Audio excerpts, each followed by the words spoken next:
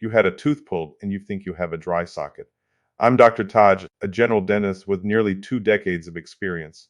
Today we're delving into a common post-extraction issue, dry socket. Let's understand what it is, its causes, preventive measures, and how to manage it. Dry socket or alveolar osteitis is a condition that can occur following a tooth extraction. It happens when the extraction socket, the hole left behind in the gums and bone where the tooth used to be, lacks a blood clot. This absence exposes the underlying jawbone and nerves, leaving them vulnerable. Symptoms include severe pain, often radiating to the ear, a bad taste, and foul breath. The most notable sign of dry socket is significant pain, usually starting around 3 days after tooth removal. Rinsing, spitting, using a straw, or smoking after extraction can dislodge the blood clot. This clot is a natural protective barrier which aids in healing by covering the exposed bone and nerve endings in the socket. Disrupting this clot may leave the socket exposed and cause what we call a dry socket. Moving on, let's discuss factors that can lead to premature clot dissolution. Difficult surgical extractions, particularly of the lower wisdom teeth, may increase the risk of dry socket. This is because they often cause more trauma to the tissue and bone surrounding the tooth, making it harder for a stable clot to form. The experience of the dentist also plays a role. Procedures performed by less experienced dentists who do not adequately manage the post-extraction clot may increase the risk of dry socket. Surprisingly, gender and age also come into play. Women, especially those on birth control, are more prone to dry socket due to hormonal fluctuations. Furthermore, individuals over the age of 24 are at a higher risk, likely due to decreased tissue regenerative capacity with age. Smoking is another culprit. The chemicals in tobacco can prevent or slow healing, making smokers more susceptible. Pre-existing infections such as periodontal disease can also contribute to clot dissolution by infecting the extraction site. Now you might be wondering, what are the chances of getting a dry socket? Well, it's generally a rare complication. There's an overall 5% chance after any extraction. However, this percentage rises significantly when it comes to lower wisdom tooth extraction, reaching up to 37%.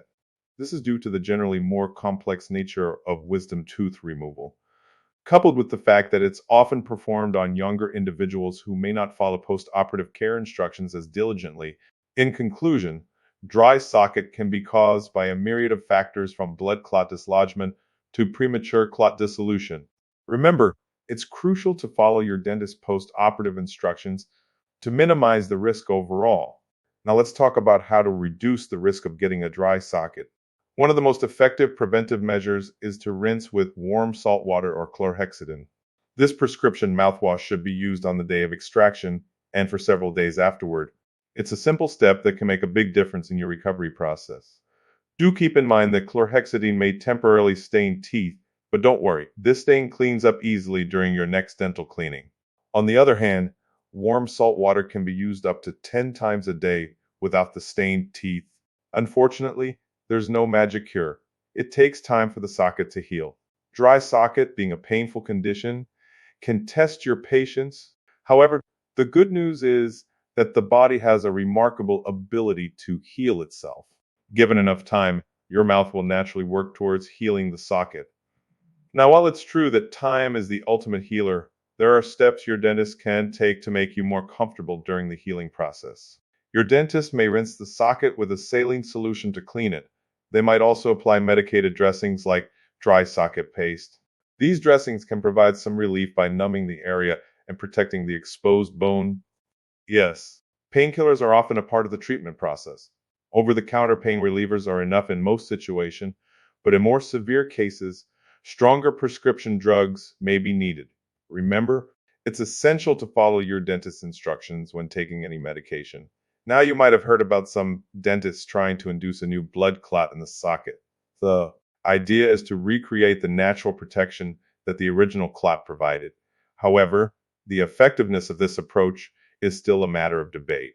Some argue that it could potentially intensify the pain, while others believe it could speed up healing.